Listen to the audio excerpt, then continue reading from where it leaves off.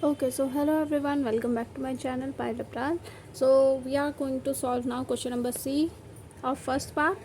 Okay so पहले है कि define row space of a matrix, ठीक है. देन नेक्स्ट है कि क्या है, ऑल्सो डिटरमाइन, हाँ, कि also determine whether the vector v is in the row space of following matrix this, if so then express this as a linear combination of the rows of A. मतलब हमें बताना है कि जो ये we है क्या ये इसके रो स्पेस में आ रहा है, और अगर ऐसा है तो इसको जो है लीनियर कॉम्बिनेशन में ज़रा लिख के दिखा दो ए के, ठीक है.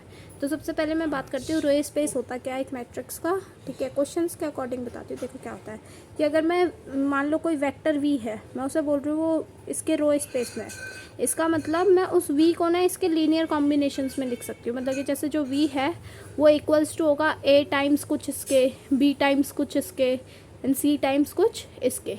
ये रो स्पेस का मतलब होता है, ठीक है. तो डेफिनेशन लिख देते हैं, याद कर लेना डेफिनेशन, क्योंकि एग्ज़ाम्स में पूछते हैं. लाइक हमारे सेकेंड ईयर में एग्ज़ाम्स में इस बार तो डेफिनेशन हर एक क्वेश्चन को सॉल्व करने से पहले उसकी डेफिनेशन पूछी हुई थी.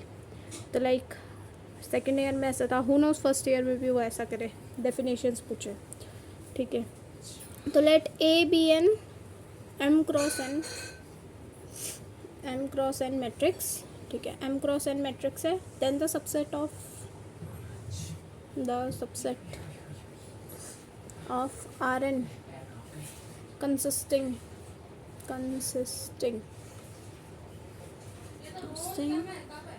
of all vectors that are linear combinations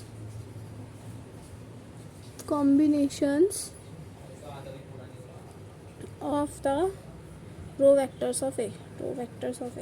तो ये जो सारे सबसेट होंगे आर, ठीक है, जो ये सबसेट है आर एन का, जिसमें सारे वेक्टर्स होंगे जो कि इसके लीनियर कॉम्बिनेशन में लिखे जा सकते हैं, ठीक है. लीनियर कॉम्बिनेशन किसके, रो वेक्टर्स ऑफ ए. तो हम क्या कहेंगे, वो रो स्पेस में है उसके, ठीक है. तो अगर मैं कह रही हूँ if v is in row space of that, तो टू डिटरमाइन वेदर, मेरे को पता करना है, टू डिटरमाइन वेदर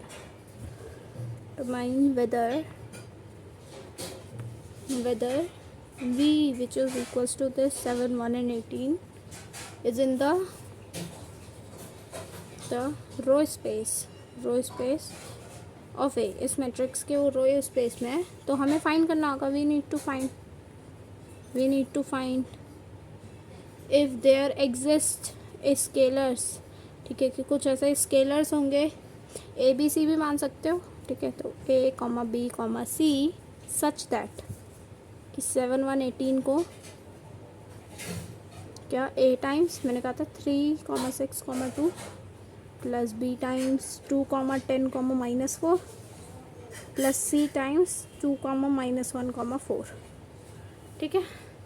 तो ये रो स्पेस में होगा तो वो कुछ ऐसा सेटिस्फाई करेगा. तो आ जाओ हम देखते हैं ज़रा क्या ये ऐसा हो रहा है. तो मैं वापस से लिख देती हूँ वो स्टेटमेंट को, 7 1 and 18 इज़ इक्वल्स टू, अब ए मैं अंदर मल्टीप्लाई कर देती हूँ, ठीक है. 3a 6a 2a बन गया, प्लस बी टाइम्स तो था तो 2b 10b -4b प्लस सी टाइम्स क्या था 2c माइनस सी और 4c, ठीक है. तो आपको पता है जो रिस्पेक्टिव एलिमेंट्स होते हैं वो साथ में ऐड होते हैं, मतलब 3a + 2b + 2c ये साथ में होंगे, और वो किसके बराबर होंगे, 7 के. तो 3a + 2b + 2c किसके बराबर होंगे, 7 के. फिर उसके बाद 6a + 10b -c 6a + 10b -c किसके बराबर होगा, 1 के. Then 2a -4b + 4c -4b + 4c ये किसके बराबर होगा, 18 के. वाह, अब तो ये तो सेम टू सेम पीछे की तरह जो गॉस जॉर्डन वाला क्वेश्चन था उसी की तरह आप सॉल्व कर सकते हो इन इक्वेशंस के सोल्यूशन निकालने के लिए, ठीक है. ए बी सी की वैल्यूज़ निकालनी है आपको, तो गॉस जॉर्डन अप्लाई कर दो. So now let's apply Gauss Jordan. 3 6 2 क्या लिखूँगी मैं, बताओ, आर्ग्यूमेंटेड मैट्रिक्स लिखूँगी, ठीक है. सॉरी अगर प्रोनाउंसिएशन गलत है तो मुझे सही में यही पता है. ये अब मैं क्या करूँगी, 1 बनाने की कोशिश करूँगी। देखो यहाँ पे 1 बनाने के लिए मुझे 3 से डिवाइड करना होगा। और तुम ये देख सकते हो जो थर्ड रो है उसमें सारे 2 के फैक्टर्स है, ठीक है, सारे के सारे 2 के फैक्टर्स है। तो अगर मैं यहाँ पे 2 से डिवाइड करूँ तो यहाँ पे 1 बनाना ज़्यादा ईजी है। तो मैं सबसे पहले क्या करूँगी, पहले R1 को R3 से रिप्लेस कर दूँगी और R3 को R1 से, ऐसे करूँगी मैं। तो क्या हो जाएगा यहाँ पर 2 4 4 18, सेकेंड वाले में तो मैंने कुछ नहीं लगाया, 3 2 2 7। अब कर दो R1 में कर दो हाफ टाइम्स R1, तो क्या बन जाएगा 1 2 2 एंड 9 6 10 -1 एंड 1 3 2 2 3 2 2 7। अब वही चीज़ मुझे यहाँ 0 बनाना है, 1 तो बन गया, अब यहाँ 0 बनने चाहिए। तो 0 कैसे बनेगा, अगर मैं R2 में से माइनस कर दूँ 6 टाइम्स R1 और R3 में से माइनस कर दूँ 3 टाइम्स R1, तो क्या करना है मुझे, R2 में मुझे क्या ऑपरेशन लगाना है ये, ठीक है। और R3 में क्या लगाना है कि R3 में से माइनस हो गया 3 टाइम्स R1। वाओ, वीडियो बन रही है मम्मी यहाँ। ओके नेक्स्ट, तो यहाँ 1 यहाँ 0 0 तो बन गया। देखो बाकी चेक करते हैं हम क्या होगा। R2 10 है, यहाँ पे -6 से इंटू करा ऊपर R1 में, तो -12 बन गया। तो -12 और 10 कितना हो गया, -2। अब यहाँ पे देखो, यहाँ पे R2 -1 है, यहाँ पे -6 -12 -13 हो गया।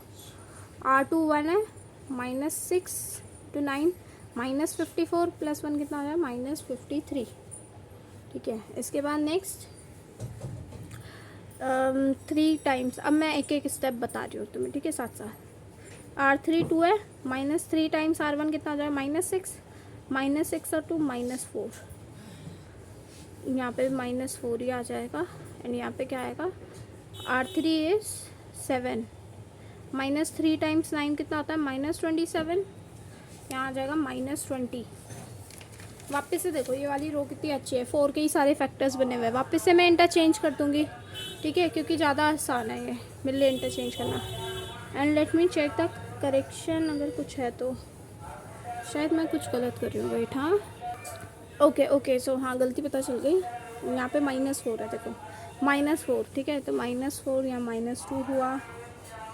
R3 यहाँ पे क्या होगा, देखो -3 होगा तो -6, -6 में -2 तो यहाँ पे -8 आएगा, ठीक है। तो ये बस ये गलती है, बाकी तो सारा सही है।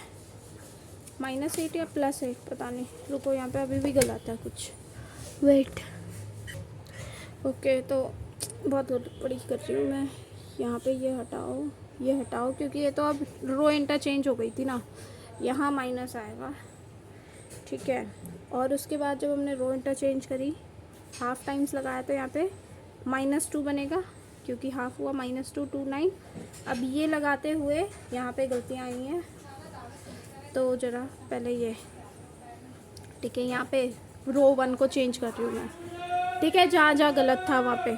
अब इसके बाद चेक करो, अब ज़रा रो को, R2 में से R2 इज़ 10, यहाँ पे R2 इज़ 10, उसमें से करना है -6, 10 और यहाँ पे -6 इंटू होगा तो 12, 10 और 12 22 बनेगा, प्लस का 22, ठीक है। यहाँ पे -13 और -53, ये तो ठीक था, यहाँ पे गलती आ रही थी ना इस वाली जगह में, तो इसलिए यहाँ गलत हुआ था। और यहाँ पे इसी तरीके से -3 से जब मैंने इंटू किया तो यहाँ पे 6 बन गया, 6 + 2 8 हो गया, प्लस का 8, बस बाकी सारा ठीक है।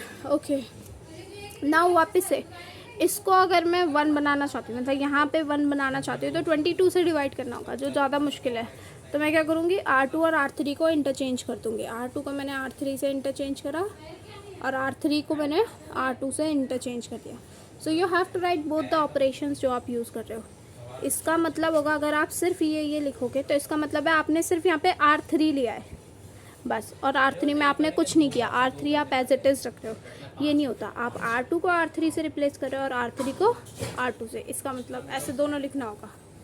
यहाँ पे बनेगा 1 -2 2 एंड 9 एंड यहाँ पे -20 बन गया, -53, -4, 8, 0, 0, यहाँ पे 22, -13। ठीक है, ये हुआ।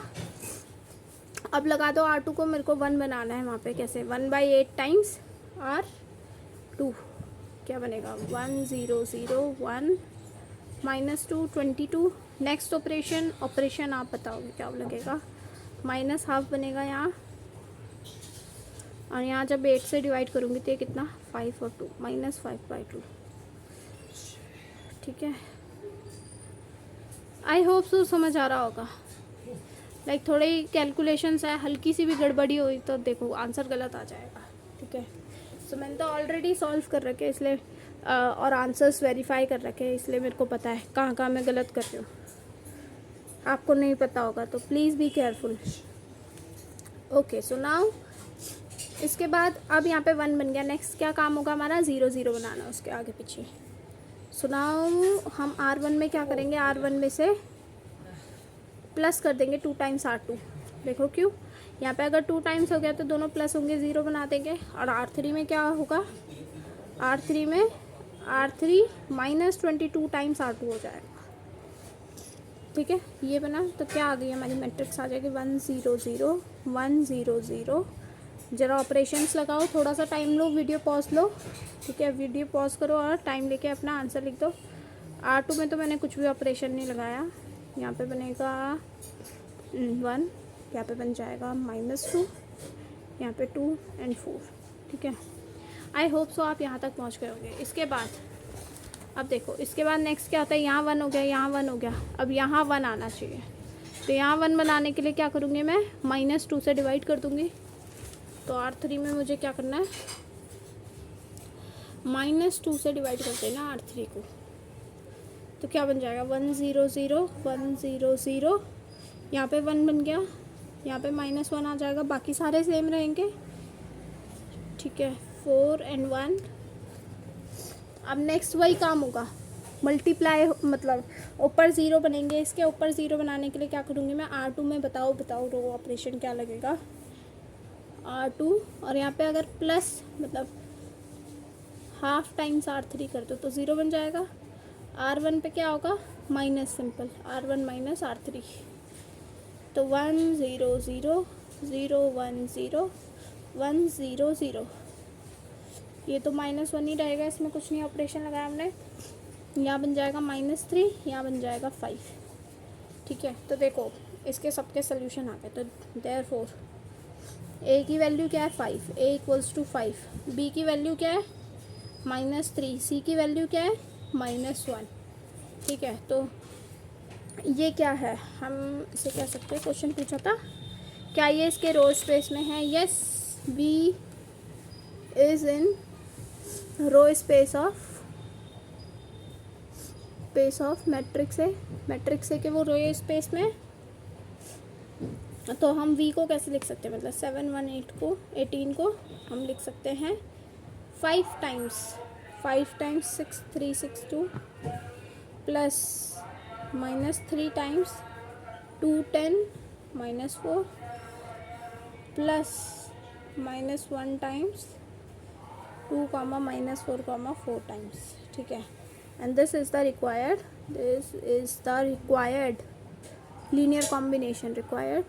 लीनियर कॉम्बिनेशन जो उन्होंने पूछा हुआ है। सो आई होप सो ये आपको समझ आया होगा। ठीक है, कैलकुलेशंस का बहुत अच्छे से ध्यान रखना। Okay, so like, share and comment and subscribe to my channel, और अपने दोस्तों के साथ शेयर कर दो।